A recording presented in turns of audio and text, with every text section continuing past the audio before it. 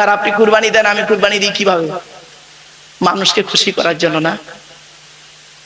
4টে গরু দিলে লোকে বলবে 4টে গরু দিয়েছে, 4টে পশু কুরবানি দিয়েছে।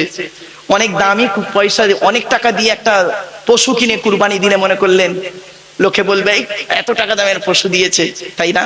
কোরআন বলছে, আমি বলিনি, লা ইয়ানালাল্লাহু লুহুমুহা ওয়ালা দিমাউহা ওয়ালাকিন ইয়ানালুহুত তাকওয়া মিনকুম। পবিত্র কোরআনে আল্লাহ পাক বলছেন 17 নম্বর পারা 15 নম্বর পৃষ্ঠা 12 নম্বর লাইন, সূরার নাম সূরা হজ। আল্লাহ বলছেন লা ইয়ানালাল্লাহু লুহুমুহা ওয়ালা দিমাউহা ওয়ালাকিন ইয়ানালুহুত তাকওয়া মিনকুম। আল্লাহ বলছেন তোমাদের কাছে, আল্লাহ বলছেন আমার কাছে তোমাদের রক্ত মাংস গোশত কিছুই পৌঁছায় না, ওগুলো তোমাদের পেটের মধ্যে সব ঢুকে যায়।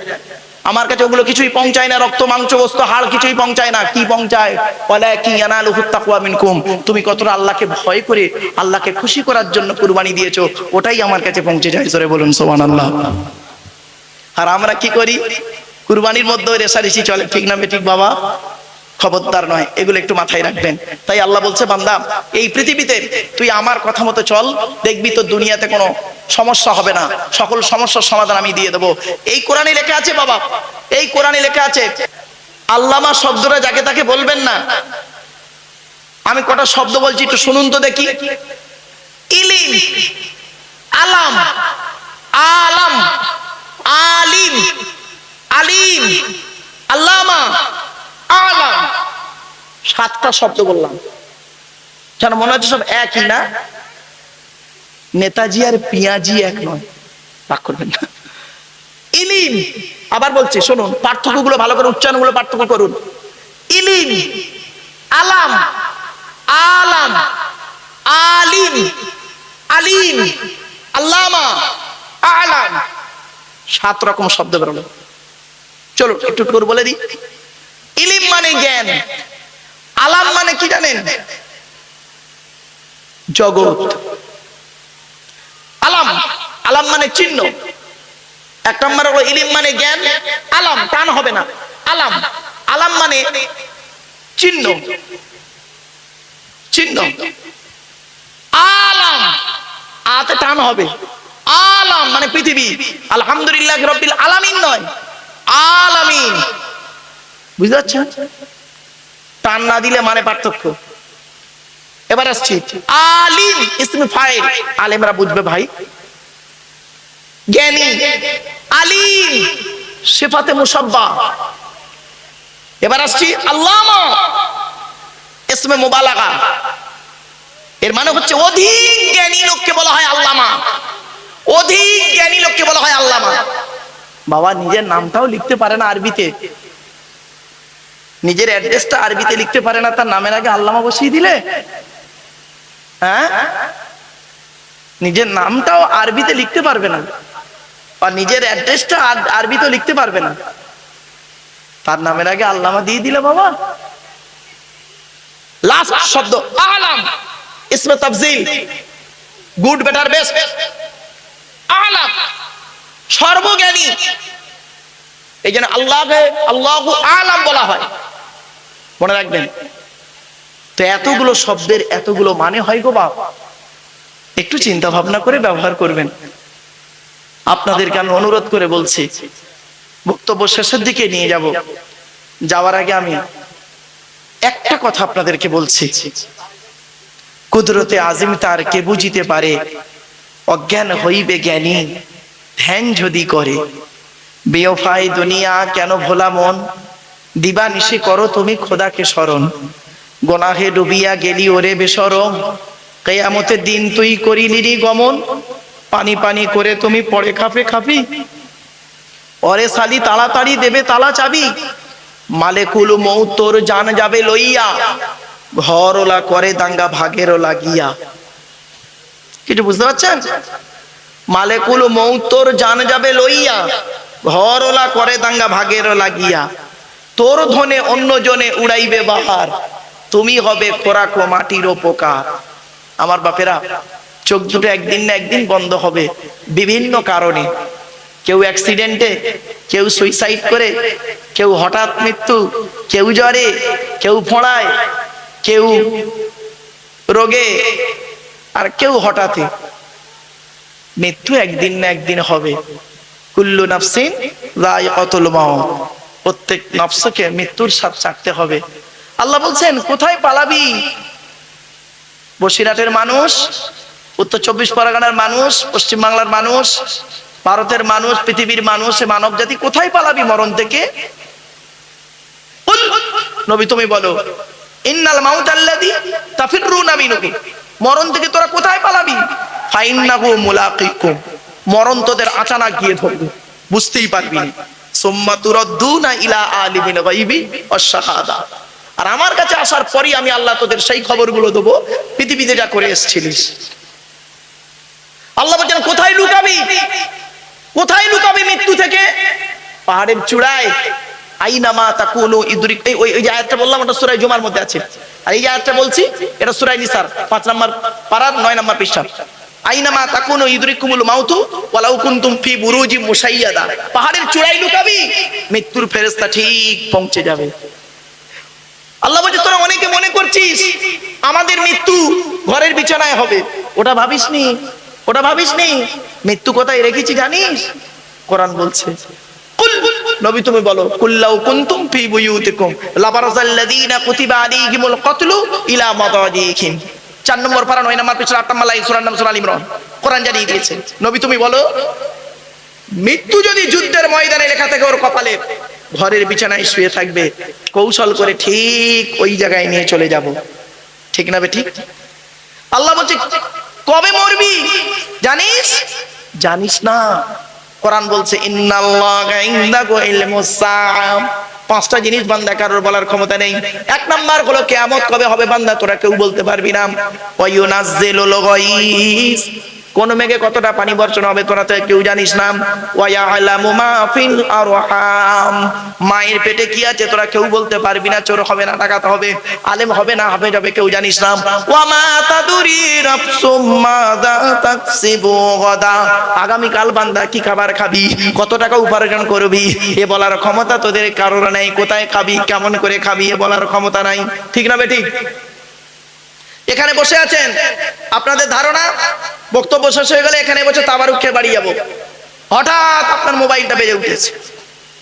কে ফোন করেছে? তোমার ছেলে ফোন করেছে। হ্যালো, যেই মজলিসে বসে বসেই হ্যালো বলছে, পট করে ছেলে ওখান থেকে বলছে আব্বা মা মরে গেছে। ছুট, জলসা রেখে দিয়ে ছুট হয়েছে, খাওয়া শেষ। আল্লাহ বলছে ওয়া মা তাদরি নাফসুম মাযা তাকসিবু গাদা ওয়া মা তাদরি নাফসুম বিআইয়ি আরদিন তামুত, কোন জমিনে কোথায় কবে কি অবস্থায় কেমন করে তোদের মৃত্যু হবে তোরা কেউ জানিস না। ইন্নাল্লাহা আলিমুন খবীর, নিশ্চয়ই এই সমস্ত খবর আমি আল্লাহ জানি।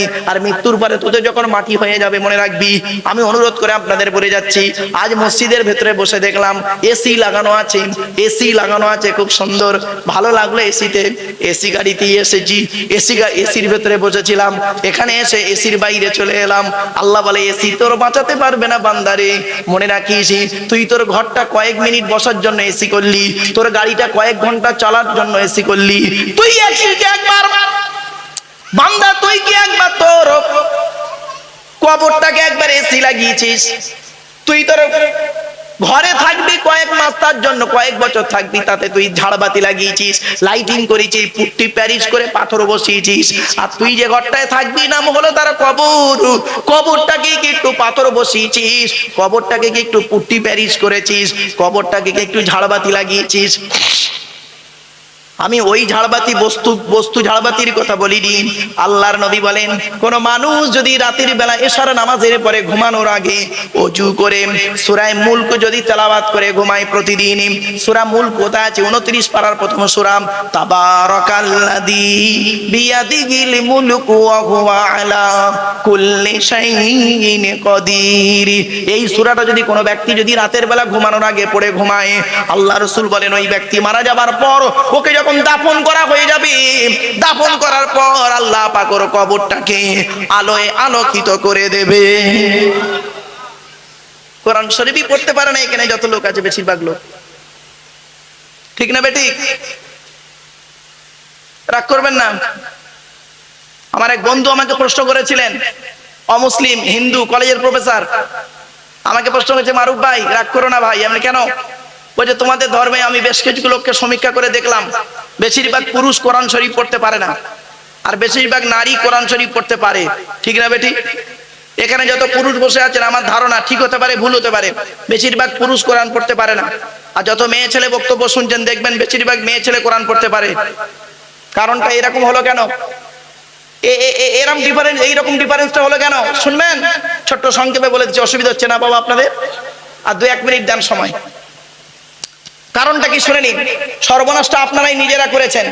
ওমা আসাবাকুম মিন মুসিবাতিন ফাবিমা কাসাবাত আইদিকুম ওয়া ইয়াফু আন কাসীর, সূরা শুআরার মধ্যে আল্লাহ বলছেন। আল্লাহ আরো বলছেন, ইন্নাল্লাহা লা ইউগাইরু মা বিকাউমিন হাত্তা ইউগাইরু মা বিআনফুসিহিম। কটা দলিল দেব আপনাদের? সূরা রদের মধ্যে আল্লাহ বলে দিলেন, আমি আল্লাহ কোন জাতিকে পরিবর্তন করি না যতক্ষণ পর্যন্ত ওই জাতি নিজের পরিবর্তনটাকে ডেকে না আনে। আমি আল্লাহ কোনো বিপদ আপদ মুসিবত দিই না যতক্ষণ না ওই ব্যক্তি 2 হাতে উপার্জন না করে। আপনারা কিভাবে আমরা ক্ষতিটা করেছি দেখুন, সমাজের কিভাবে ক্ষতিটা করেছি। পুরুষরা কোরআন শরীফ পড়া থেকে বঞ্চিত করেছি, আর নারীদেরকে কোরআন শরীফ পড়ার জন্য উদ্বুদ্ধ করে তাদেরকে কোরআন শরীফ পড়িয়ে শিখিয়েছি। কিভাবে দেখুন।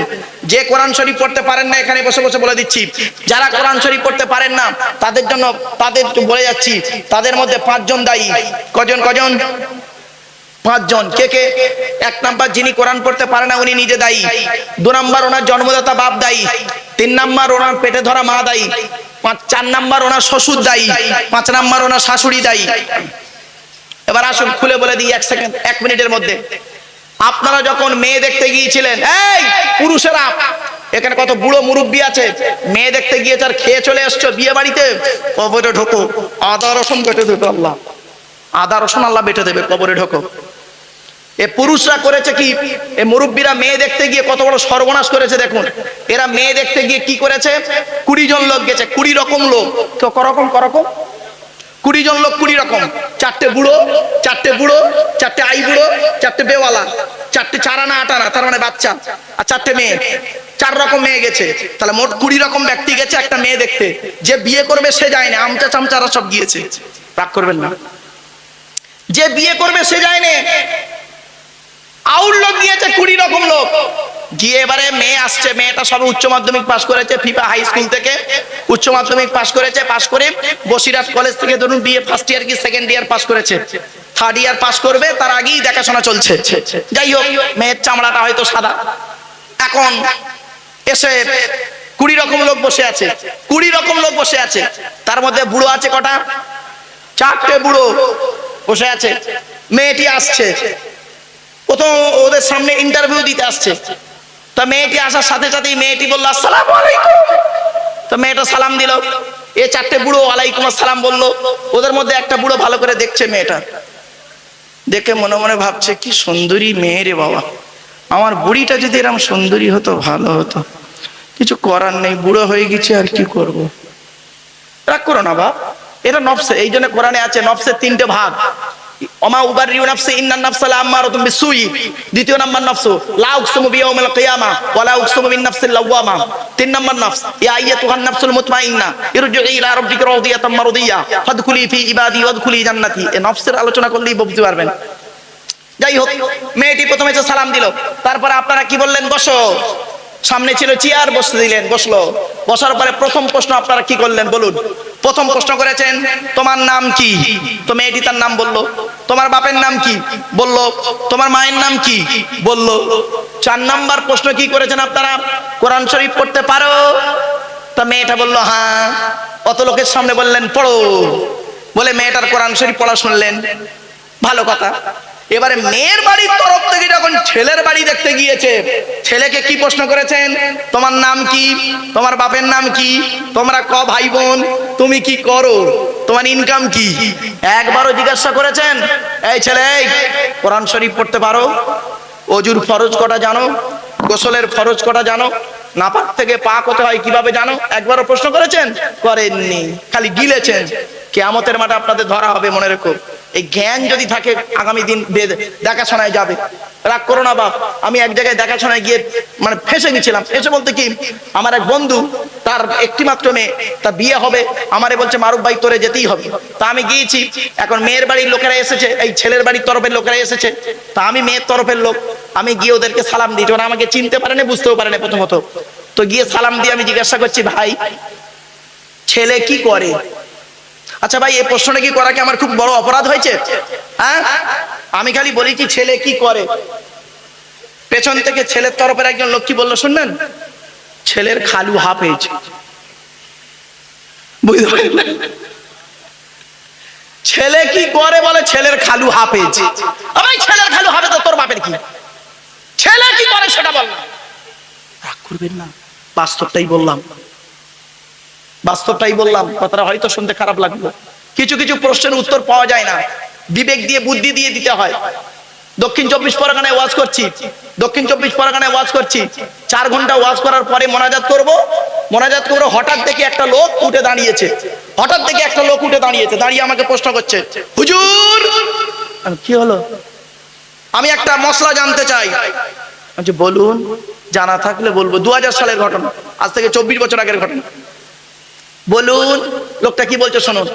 ধরুন আমি সুন্দরবন জঙ্গলের ভিতরে নামাজের মুসাল্লা বিছিয়ে ওযু করে নামাজ আদায় করছি, এমত অবস্থায় আমার সামনে রয়্যাল বেঙ্গল টাইগার বাঘ এসে হাজির।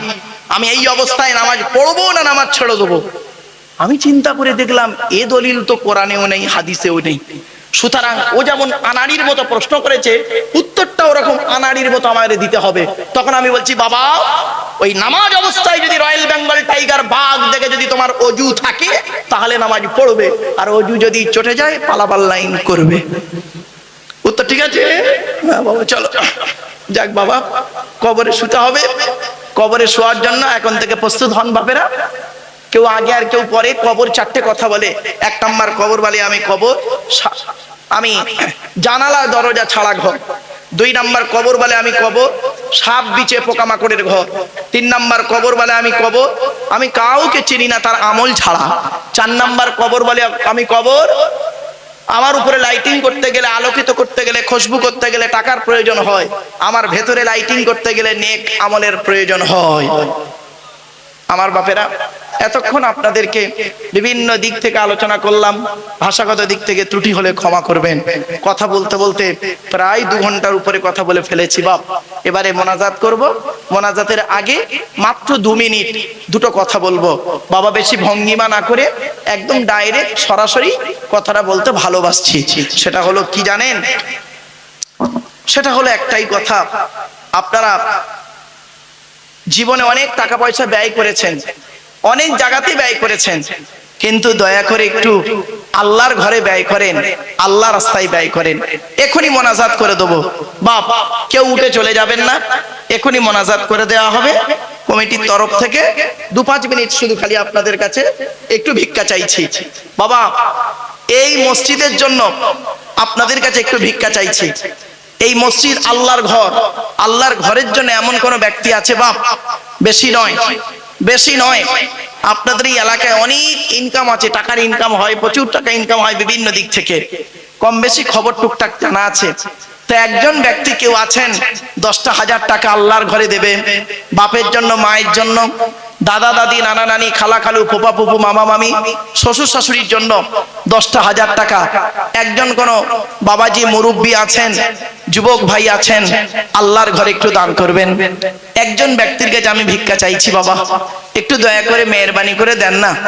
আল্লাহ যেন আপনাদের দানকে কবুল করে বাপ। একজন ব্যক্তি দেবেন 10টা 1000 টাকা। 10,000 টাকা দিতে যদি কষ্ট হয় বাবা, 5,000 টাকা দেবে একজন ব্যক্তি কেউ আছে। 5টা 1000 টাকা, 5টা 1000 টাকা। কত গাড়ির মালিক, কত ভাটার মালিক, কত জলকরের মালিক আপনারা, কত টাকার মালিক। আল্লাহ আপনাদের অর্থ দিয়েছে। আল্লাহ কোরআনে বলছেন, কোরআনে বহু দলিল আছে দানের আয়াত। কটা আয়াত দিয়ে বলবো আপনাদের দানের কথা? আল্লাহ বলছেন, ওয়ানফিকু মিম্মা রাযাকনাকুম মিন ক্বাবলি আন ইয়াতি আহাদাকুমুল মাউতু ফায়াকুলা রাব্বি লাউলা আখরতানি ইলা আজালিন করিব। আল্লাহ বলছেন, বান্দা মৃত্যু আসার আগে তুই টাকা পয়সাগুলোকে আল্লাহর রাস্তায় দান করে যা। তাই আপনাদের কাছে আমি একটু ভিক্ষা চাইছি আল্লাহর ঘরের জন্য বাবা। 2টো 1000 টাকা দেবে একজন ব্যক্তি কে আছে? একটু হাত তুলুন না।